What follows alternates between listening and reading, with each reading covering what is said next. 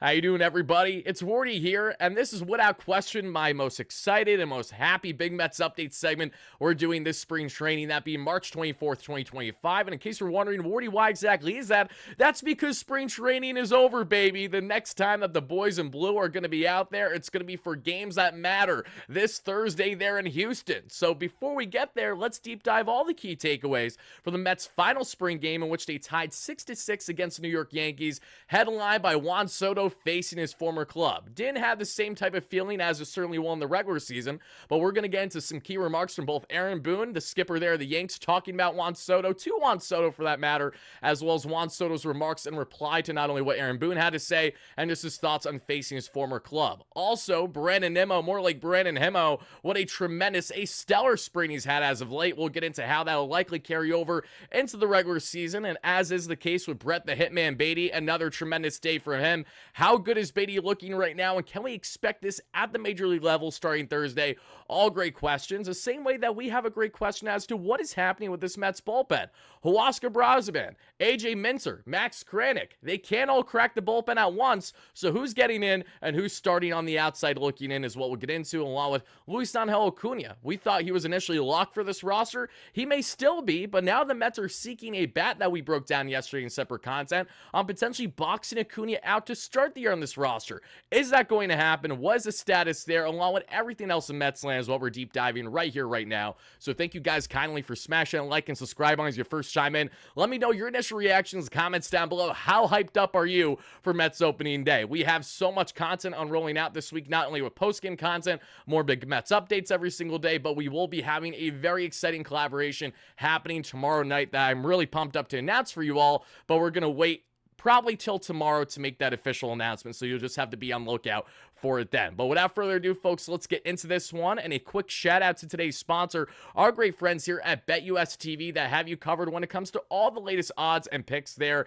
in the space. And as you guys see beside me right now, they have the latest odds to win the title, that being we're in the heart of March Madness right now. We got Duke as the favorite at plus 225, with Arkansas all the way down there at plus 10,000. And honestly, I wish nothing but the worst there for the Razorbacks, just because I was rooting hard there for the hometown team, especially for the Mets there in St. John's. My cousin is an alum and just was out of there as well, so there's a lot of the reasons as to why I was disappointed to see St. John's run come to an end. Love Rick Pitino and everything he's been doing there too, but I'm a Duke fan. I know some of you guys might be surprised to see that. No, I'm not a bandwagon fan either. Have been a fan since back in 5th grade, so I'm loving Cooper Flag and I'm loving these odds, and I absolutely may hammer them separately. But folks, shout out BetUS TV as always, folks, for all those latest odds and picks. But now let's get into this one, and let's break down these key takeaways from this 6-6 game, everybody. As I said, this was a tied ball game in the end, and that's all thanks to some great production that we saw from our guy here. And yes, Brandon Nimmo himself. What another tremendous day at the plate for Brandon, everybody.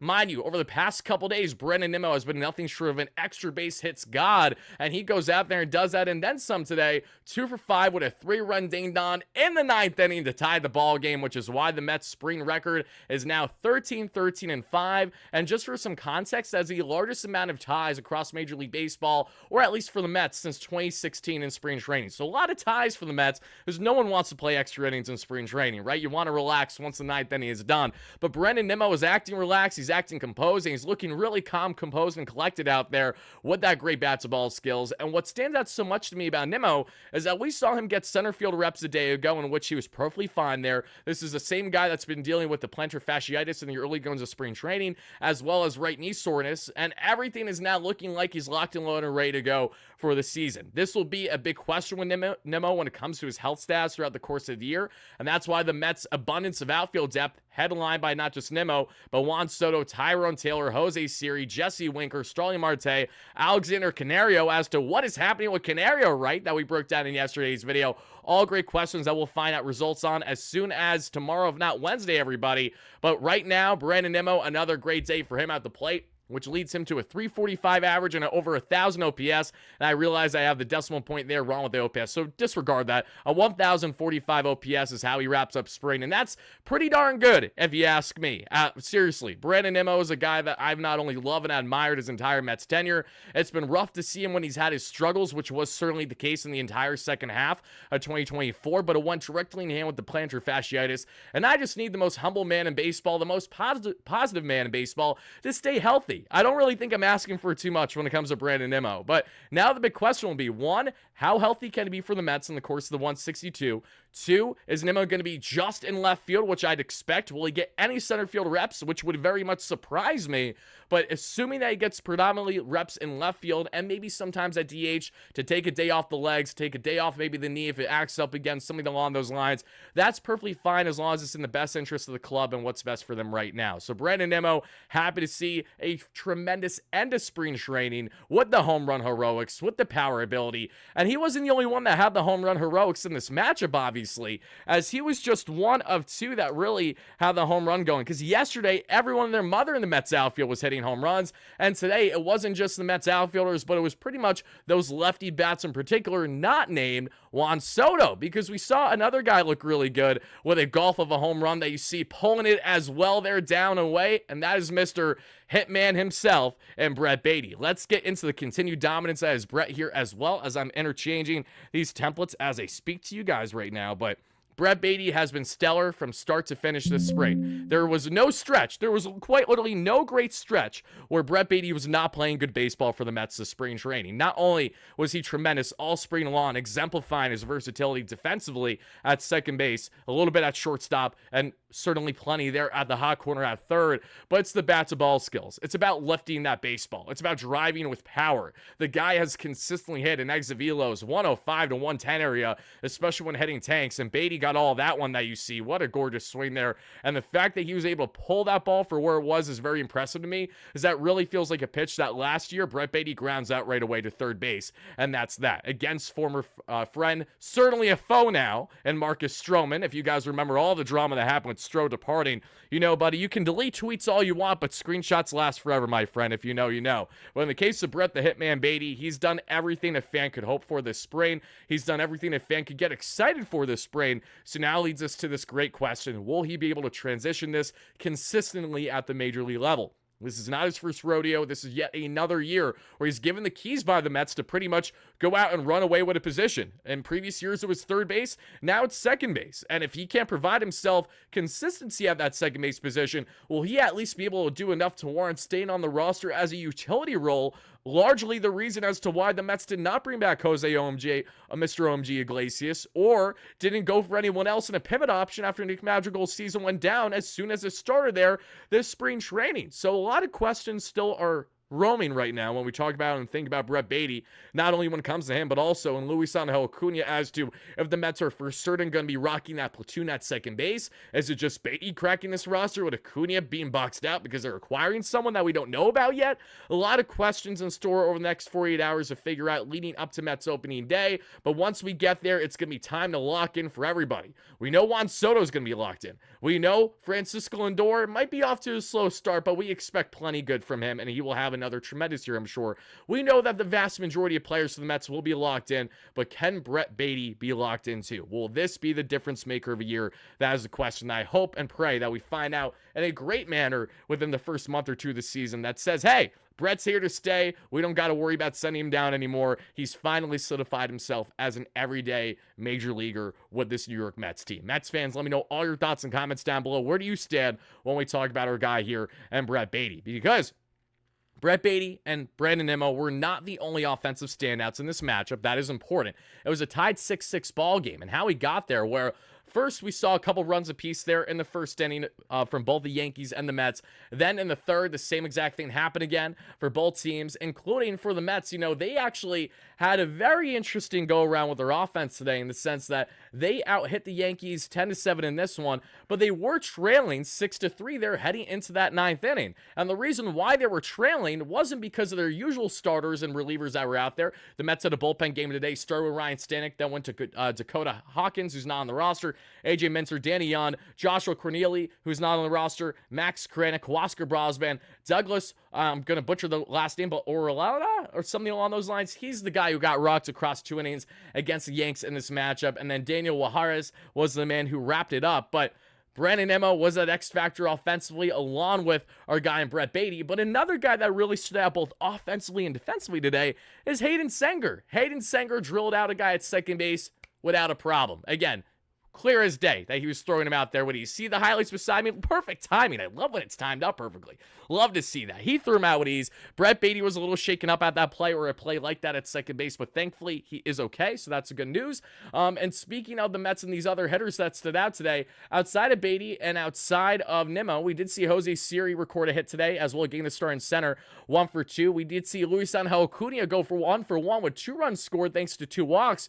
Again, getting on base every opportunity possible was the case in Acuña today, never complaining about that. Then we saw actually the polar bear, everybody, and Pete Alonso with the solo shot. And I actually sincerely apologize, everybody, because I meant to have the Alonso clip in this as well, but I don't. Alonso got in the home run accolades along with Brett Baty, along with Brandon Nimmo, but the reason why I wanted to emphasize Nimmo and Baty over Pete today has a lot more to do with the fact that Nimmo dealt with a lot of injuries, various injuries this spring, and a big question has been his health status and how he's looking. He's looked tremendous over this past week of games. I can't ask for anything better in the games that he's been out there, starting whether that's DH, left field, or even at center field. In the case of Baty, it goes without saying, he's a big topic all spring training long for obvious reasons. And for Alonso, he's doing more of the same. So I appreciate the fact that Pete wrapped up his spring training with a solo shot and having a 255 average and right around 800 OPS this spring. Pretty prototypical for Pete Alonso, and hopefully we can get him pushing north 900 to 1,000 OPS throughout the course of the regular season. Mark Vientos went 1 for 2 in this matchup as well. Francisco Lindor went 1 for 3. And in the highlights that I have beside me that you guys may have seen or not already, what I love so much about them is that all you see Lindor is poke a single oppo, and he's so passionate about it. He's like screaming his head off to make it happen.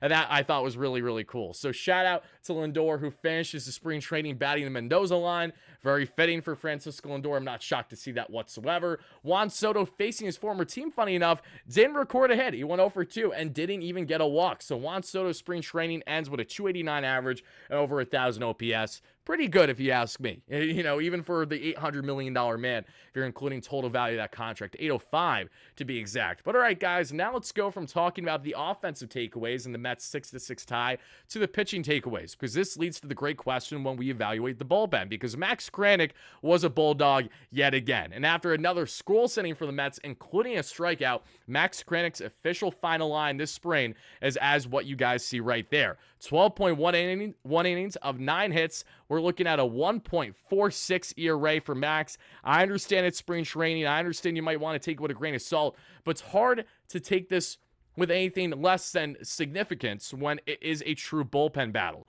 That's the most important thing in spring training that I've reiterated all year long to you guys, all spring long rather, is that there's a couple things that are important. Not the game outcome, but one, position battles, young players and prospects getting an opportunity, and that's about that.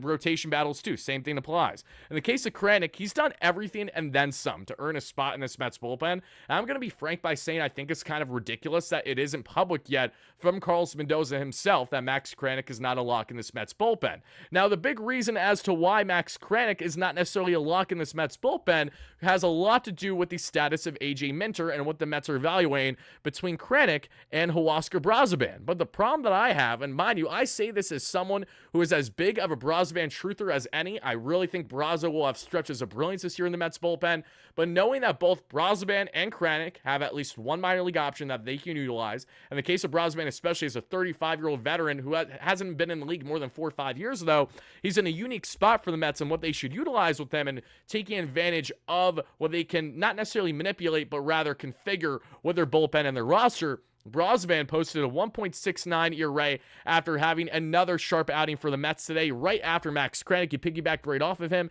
and gave us a scoreless inning as well, including a strikeout. He is now at a 1.69 ERA across 9 games this spring and 10.2 innings with 14 Ks and a 1.22 whip, whereas Max Kranick in 8 games, we've seen a 1.46 ERA, 12.1 innings, and 15 strikeouts and a .81 whip. But what stands out a lot to me is the context of the batter's face. Kranick faced more major league batters so far than Acuña Brazoban from the eye test that we saw this spring. He also did a much greater job on commanding the zone. Brazoban was walking everyone their mothers some games. He threw at least 5 walks this spring, whereas Max Kranick only has 1 walk in 12.1 innings. That's going to play up, and that command of the zone, I think, is most important for this Mets team. They love the arsenal with Kranick as well. He has a starter mix because he's a starter turned now 1 to 2 inning reliever for this Mets team who grew up a diehard Mets fan. Everything is aligned for Max Kranick to make his Mets debut starting this Thursday, or at least being a part of this team officially on Thursday in the regular season, beyond what he was being a part of the Mets NLDS roster back in 2024 for the same club. So growing up a diehard Mets fan, a great story, and a guy who's looked sharp all spring long. Max Kranick has done everything you could ask for, and it could do everything that Carlos Mendoza could ask for, which is why they have a great problem on their hands as to how do they figure out their bullpen battle. And that is why now I have a great question for each and every one of you Mets fans. Do you think the Mets should rock with Max Kranick over Acuña Brazoban with the assumption that's one or the other? And we'll get into why that would be in a second. Do you think both would crack this Mets bullpen, which would go into health status as both Daniel Nunez and AJ Minter? Whatever your thoughts are on the bullpen front, I would love to hear it, because I understand that just because Kranick, maybe if he does start the year in AAA, which I don't see, but let's say worst case scenario he does, it doesn't mean he's going to be down there long whatsoever. Same thing can be said with Brazoban. But at the same time, you don't know exactly when they're going to get that call. You don't know what's going to be the status of the Mets bullpen with their inevitable injuries that happen throughout the year. Guys that maybe are getting rocked and aren't looking as comfortable as you'd hope, and that's why the Mets have an abundance of arms to choose from to dabble in AAA, including guys they've sent down recent, and Tyler Zuber and Jose Urena, and various others there. Enrico Garcia, who I like quite a bit, especially with his fastball, how that plays up at the major league level. There are various guys that I'm blanking on right now. Genesis Cabrera is in that mix too. The list goes on and on. The Mets got an abundance. Daniel Nunez goes without saying, but he'll be back with this Mets team shortly. So you guys let me know in the comments down below where you stand on the bullpen battle. If it has to be between Max Kranick and Acuña Brazoban, you guys let me know which one you think is most deserving and why in the comments down below, because Brazo and Max Kranick are two guys that I usually have nothing but glowing things to say about. I love Brazoban when the Mets first acquired him last year. I know that he got rocked and couldn't handle high leverage too much, but I know his stuff is so good that it has to play up. It has to work. If it doesn't work for the Mets in this lab, I'll be very surprised, to say the least. With Kranick, I'll be a level of surprise as well if something doesn't pan out and work with him this year. But the big thing when it comes to evaluating this Mets bullpen configuration has everything, and I mean everything, to do with the status of AJ Minter. So let's talk about AJ Minter, and let's see what AJ had to say today after what was not a scrolls outing for him today. Yes, AJ Minter did give up a home run today, and yes, it was to Mets legend who had a cup of coffee with us last year, and Pablo Reyes, former Red Sox as well, if you know, you know. But let's see what AJ Minter had to say about his latest spring outing and how he is feeling now with the season right around the corner.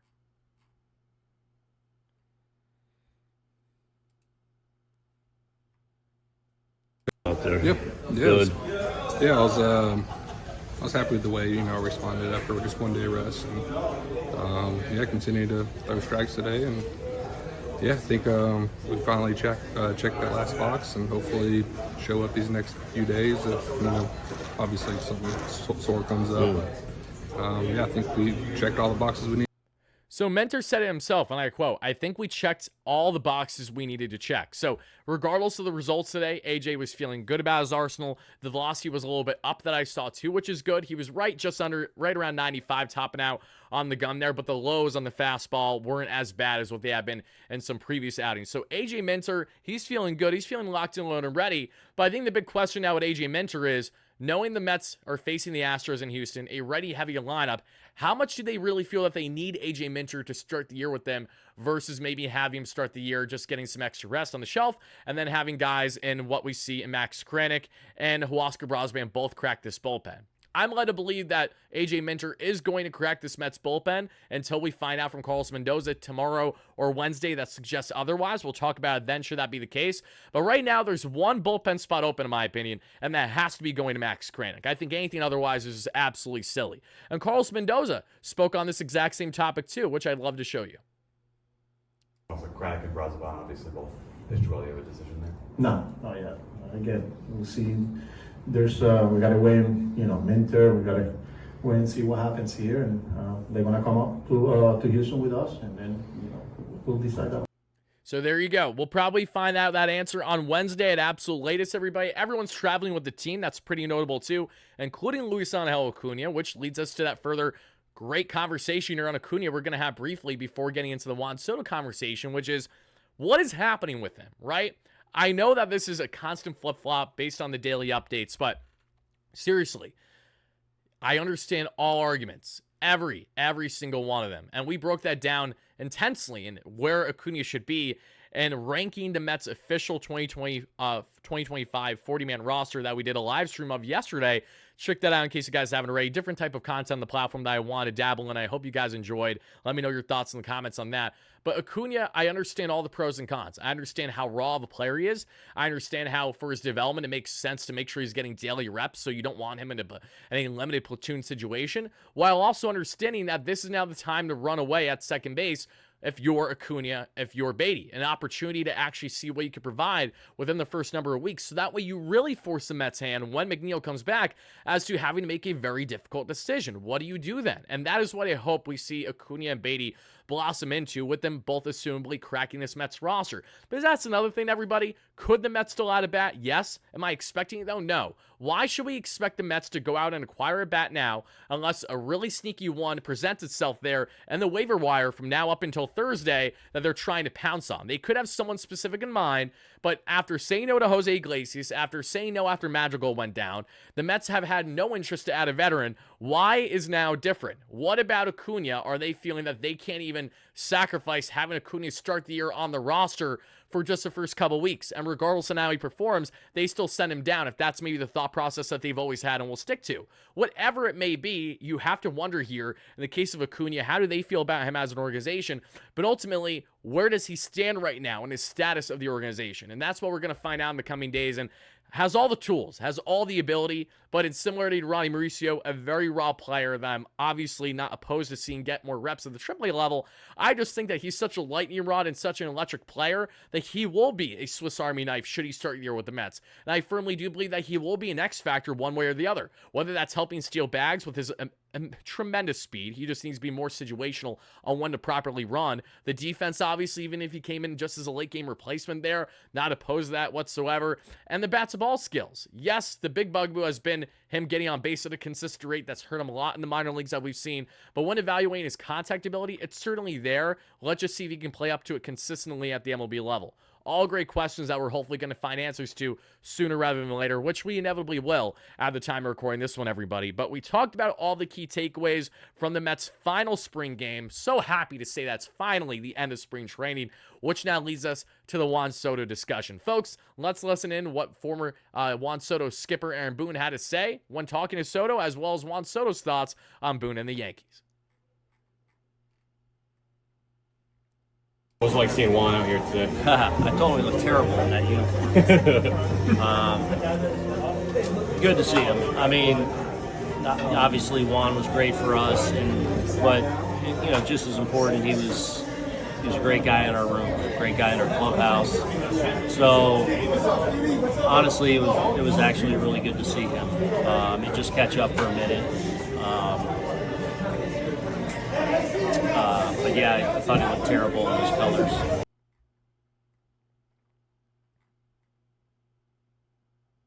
What was it like facing the Yankees for the first time today? Aaron Boone said that when he talked to you, he said the uniform looks bad on you. Did you tell him you look better in a lighter shade of blue, or just what was this like for you today? It's just Boone. He probably don't like the orange and blue, but it is what it is. For me, it's a different feeling, facing those guys out there. What we went through last year, it was really fun experience because you already know their mindset and how they are, and facing Stroman, a guy who I was in touch last year, and we have good conversations in the past, so it was pretty cool. What about what it'll be like when it's more Yankees fans in the crowd, like it was today with being in a Mets venue? No, definitely. Yankees fans, they can surprise you with anything. So I'm expecting the worst. All right. Thank you very much. I love that Soto was blunt in saying he's expecting the worst, as he should. That's exactly what he's going to be getting. And I thought it was pretty funny, actually, and I'm going to go back to my main X account here to show you guys here briefly. Give me a follow at WardyNYM or the WardyNYM X account that you guys can see right here, which has over 68,000 strong followers over there on the main one. But on my personal, it's over here. And I quoted this earlier. I reposted this rather. Shout out to my guy Keith out of the Keith and Sons podcast, another tremendous Mets fan in the community.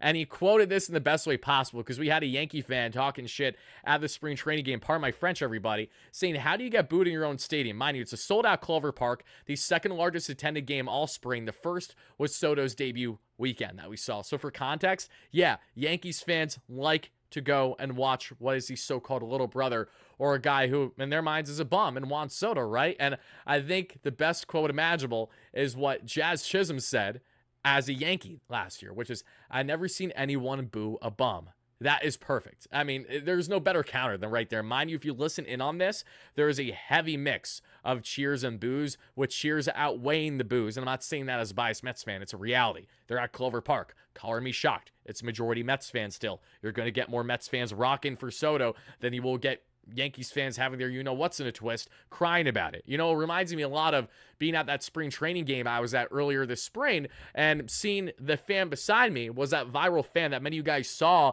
talking smack to Juan Soto in right field. I kid you not, I was right to the left of him, just standing watching Soto interact with fans and then dealing with the heckling. He stares down the guy after the Yankee fans calling him a bum and everything. Then that same Yankee fan gets a Juan Soto ding-dong drilled right at him that we saw to right, and he bobbles the ball trying to make the catch. If that isn't a prime example as to what Yankees fans can expect for the next 15 years with Juan Soto and Queens, I don't know what is. So that is what I'll leave you with, everybody. I hope you all enjoyed the content. Be on the lookout as we're going to be having some major announcements as soon as tomorrow on the platform. Even if I don't post a video, it'll be on the community tab, and a lot of things cooking from now up until Mets opening day. And then when the opening day is here, baby, get ready, lock in. Number one source for Mets content here on YouTube all year long. We got you covered. Thank you guys again. As always, no matter what, let's go Mets, baby. Peace out.